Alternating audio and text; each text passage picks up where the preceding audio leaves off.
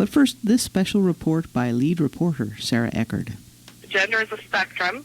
My child happens to be transgender. She claims that she is female. There are other children who are in other places on the spectrum. They don't necessarily consider themselves to be one or the other. That's Shannon, the mother of 6 boys. Shannon, a pseudonym, says that her daughter Ashley, also a pseudonym, is a happy member in their large family. Like her 5 siblings, Ashley was born a male, but unlike her brothers, Ashley never accepted her identity as a boy. Shannon says that when Ashley was 18 months old and first began to talk and express preferences for toys, it was Barbie, not G.I. Joe, that drew her toddler's attention. She wanted Barbie dolls, mermaids, princesses, baby dolls, everything that was typically considered to be stereotypically female. That's what she wanted. She didn't want anything to do with trucks or cars or G.I. Joes or anything that her brothers had. She wanted to have all these pretty things. She was always attracted to pinks and purples and pretty colors and flowers and all the prettier things.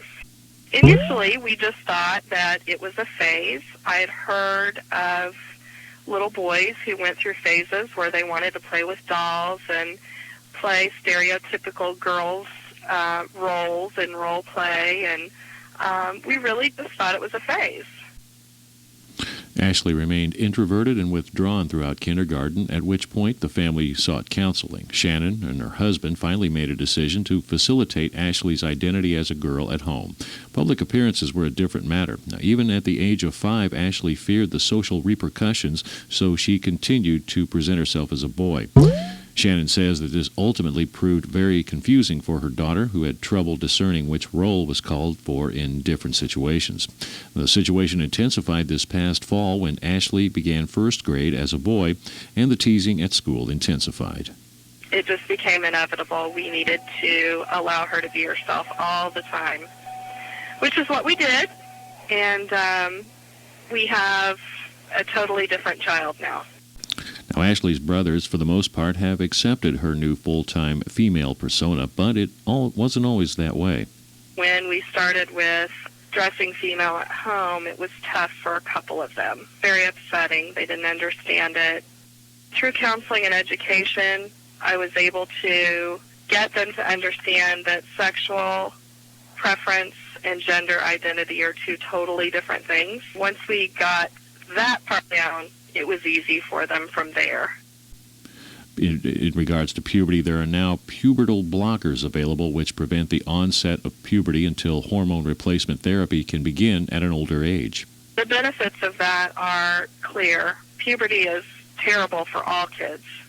But for a trans child who views themselves as the opposite sex of their anatomy, to go through puberty in the opposite sex is absolute torture for them. She'll never have to go through that. She'll never have to have electrolysis to remove a beard or surgery to shave an Adam's apple.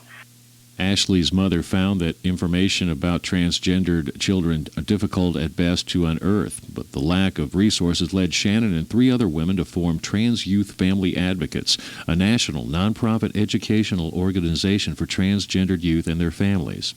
There are very, very few resources out there with information about transgender children. Plenty out there about adults. Not a lot out there for children. And I think today's society has taught us as parents to be more aware of preserving our child's self-esteem. We hear a lot in the media, in the schools. It has enabled children to feel free to speak and to say what they really feel.